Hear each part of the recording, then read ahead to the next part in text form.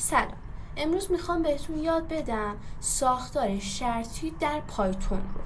خب کاری که ما نیازه که یاد بگیریم 3 تا چیزاییه که شرطی هستن. توی برنامه نویسی ما همیشه برای برنامه هامون خود نمیتونیم از ساختار شرطی استفاده نکنیم. خب بعضی وقتا نیازمون میشه. مثلا اگه بخوایم یه پروژه داشته باشیم که مثلا یه سایتی باشه، مثلا کاربرا واردش میشن و بتونن محصولات خودشون رو خریداری بکنن. خب این سایت نیاز به یه ساختار شرطی داره برای اینکه بتونه اون شرط تشخیص بده که اگه این رمز عبوری که این کاربر به من داده آیا درسته بذارم وارد بشه یا نه اشتباهه نذارم. یا مثلا یه نمونه دیگه که بخوایم ازش ببریم، مثلا نمره دانش آموز باشه. ما یه سایتی داریم که توش ازمون امتحان میگیره. اگه نمره ما بیشتر از مثلا 10 بود، به ما بگه که بیشتر تلاش کن، حالا اشکال نداره این دفعه رو. اگه بیشتر از 16 بود بگه که خیلی عالیه و به ما مثلا یه جایزه بده. و از این طور مثال ها که خیلی زیادن. خب حالا این شرط ها چه چیزی دارن؟ کلا برای چی هن؟ کل شرط ها توی پایتون کلا یه نتیجه منطقی داره، یا درسته یا نادرسته. خب نمیشه هم درست باشه هم نادرست باشه، اینطوری خب برنامه ما غلطه. میخوایم یه مثال با پایتون برش بزنیم. اینجا یه سن تعریف میکنیم، مثلا 20 سال باشه. بعد میایم یه کد دیگه زیرش مینویسیم، میگیم اگه سن ما بزرگتر مساوی 18 بود آیا این نفر مثلا میتونه ثبت نام کنه؟ خب اینجا ما سن رو 20 قرار دادیم، حالا اینجا میگیم بزرگتر یا مساوی 18، پس اون کاربر ما میتونه وارد بشه یا ثبت نام بکنه. حالا عملگرهای مقایسه‌ایه. یکیش مثلا این میشه برابر بودن، این یکی میشه نابرابر بودن، این میشه بزرگتر، کوچیکتر، مساوی یا بزرگتر مساوی، که همشون یه کار خاصی دارن برای خودشون. حالا مثلا اینجا ما میگیم 5 کوچیکتر از 10. خب آیا 5 کوچیکتر از 10؟ بله، پس نتیجه که پایتون به ما میده ترو هستش، یعنی درسته. خب دستور ایف چیه؟ دستور ایف برای اجرای کدمونه، مثلا برای درست بودن یک شرط استفاده میشه که اگه شرط برقرار بشه کدو باید داخل بلوک ایف انجام بدیم. مثلا یه ساختار داشته باشیم، اینجا ایفمونه، اینجا ساختار شرطمونه، اینجا هم کدامونه. خب اینجا مثلا من یه مثال گذاشتم، ما اینجا سن رو قرار دادیم با 20. حالا گفتیم اگه سن ما بزرگتر مساوی 18 بود، 2 نقطه میذاریم اینجا. حالا 4 تا اسپیس بهش میدیم و مینویسیم پرینت کنه شما مجاز به ثبت نام هستید. خب مثلا یا پرینت کنه شما قبول شدید. برای هر کدوم از اینا میتونیم حتی شرط رو بزرگتر هم بکنیم. حالا دستور else چیه؟ میگیم وقتی شرط if درست نباشه میتونیم از else استفاده کنیم برای راه جایگزین. مثلا ما یه سن داریم 18 سالشه. خب میگیم اگه توی ساختار if سنش بزرگتر از 18 سال بود، فقط بزرگتر ها، مساوی نه. خب بیاد بهش بگه که شما میتونید به دانشگاه بروید. حالا اگه در غیر این صورت بود، خب وقت قبلش که ما نمیتونستیم هیچ کارش بکنیم دیگه، میگفتیم برنامه ما دیگه به خطا برمیخوره، پس میایم چیکار میکنیم؟ از else استفاده میکنیم. میایم میگیم else یعنی این که اگه مثلا اون سنی که ما بهش دادیم کوچیکتر از 18 بود یا مثلا کوچکتر از 10 بود، هر چیزی بجز اون مقدار شرطی که ما بهش دادیم رو بیاد به هم بگه شما توی دانشگاه نمیتونید قبول بشید. مثل این. حالا این برنامه یه مشکلی داره. خب کسی که 90 سالش باشه میتونه بیاد دانشگاه قبول بشه؟ نه.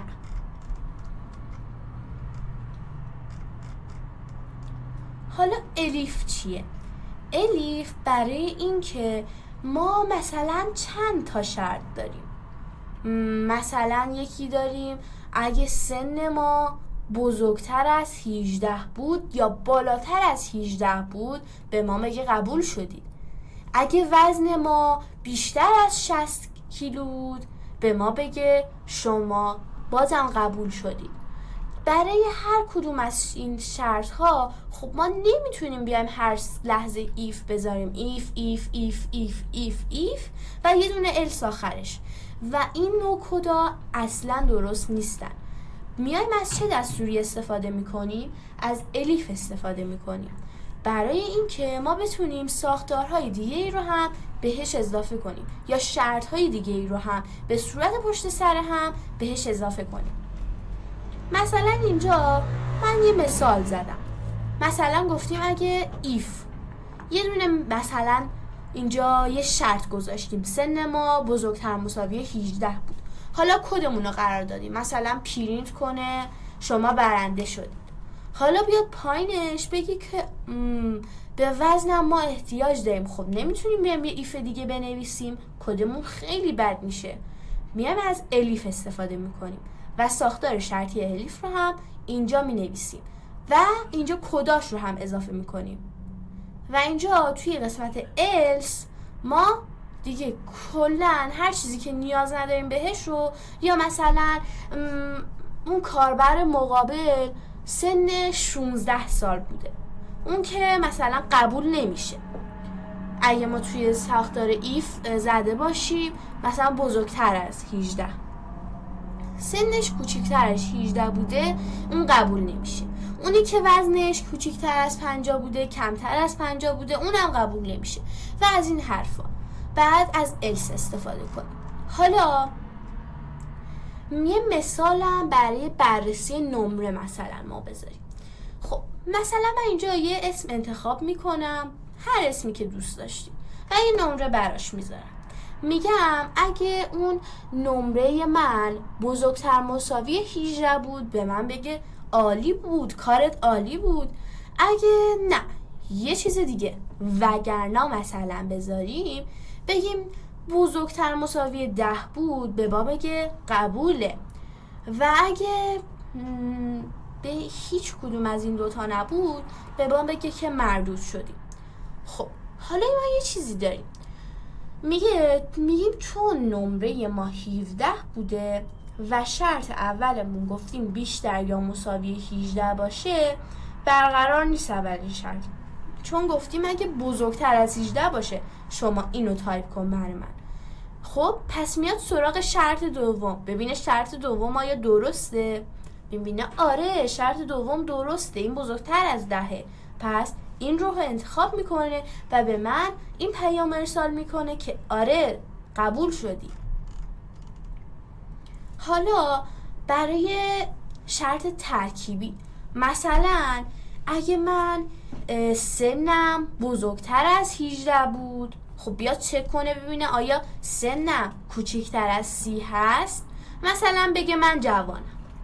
یا مثلا من میخوام گواهی نامه بگیرم، میگه که آیا سنت بزرگتر از 18 هست، بالاتر از 18 هست، میبینه که آره سن من بالاتر از 18 بود. حالا میاد این رو بررسی میکنه ببینه آیا سن من کمتر از 80 هست یا کمتر از 70 هست یا هر عدد دیگه ای. خب اگه کمتر از اون مقدار بود به من پیام بده که شما میتونید گواهی نامه این رانندگی خودتون رو ثبت بکنید. اگر نه که میره توی قسمت else میاد چی میگه به من؟ میگه که شما نمیتونید این کار انجام بدید یا شما به سنش نرسیدید، که این میتونه یه کد ساده باشه براش. حالا ما 2 تا چیز داریم and و or که هر کدوم یه کار خودشونو دارن. and یعنی هر دو شرط باید درست باشه. مثلا اگه من بنویسم if age بزرگتر مساوی 18 باشه and اسکوئر من یا اسکور من یا هر اسم دیگه، وزن من، هر کدومشون مثلا بزرگتر از 60 بود، اگه هر دوتای این دوتا شرط برقرار شده باشن به من بگه شما قابل به ثبت نام هستید. ولی توی اور فقط کافیه که یکی از این شرط ها برقرار باشه. خب بعد سری پیام درست بودن شرط رو به من میده. خب که اگه میخواین کارتون درست و دقیق باشه بعد از اند استفاده کنید. برای چی؟ برای اینکه همه شرط ها رو ببینه و بفهمه برای چیه. ولی اگه میخواین نه حتی یکی از اون شرط هایی هم که دادید درست باشه، کافی از اور استفاده کنید. حالا یه کاربرد ازشون بگیم و یه جمع‌بندی ازشون بگیم. خب کجا از این شرط ها استفاده میشه؟ یه جاهایی هست مثل سیستم ورود کاربر، کنترل دسترسی ها، فرم نظرسنجی، بازی ها، یا مثلا سامانه های آزمونی یا امتحانی که توش میری داخلش میشی و ازت یه امتحان میگیرن. خب اینجا ما نیاز به ساختار شرطی داریم که ببینیم آیا جواب امتحاناتو ما درست دادیم. اون میاد توی متغیر ما ذخیره‌اش میکنه و بعد میاد بررسی میکنه، میگه که جواب درست 18 بوده ولی شما 17 زدید، پس سوال اول غلطه. سوال دوم رو چک میکنه، میگه جواب درست گزینه A و شما گزینه A رو زدید، پس جواب شما درسته. حالا اینجا یه چیز کوچیک بهتون بگم. if یعنی بررسی یک شرط، elif یعنی بررسی شرط‌های بیشتر و else یعنی اجرای کد در حالت باقی مانده، یعنی هیچ چیزی که دیگه بهش یاد نداده باشید و بهش نگفته باشید. مرسی و ممنونم از اینکه تا اینجای کار با من همراه بودید. تا دیدار بعدی، خدا نگهدار.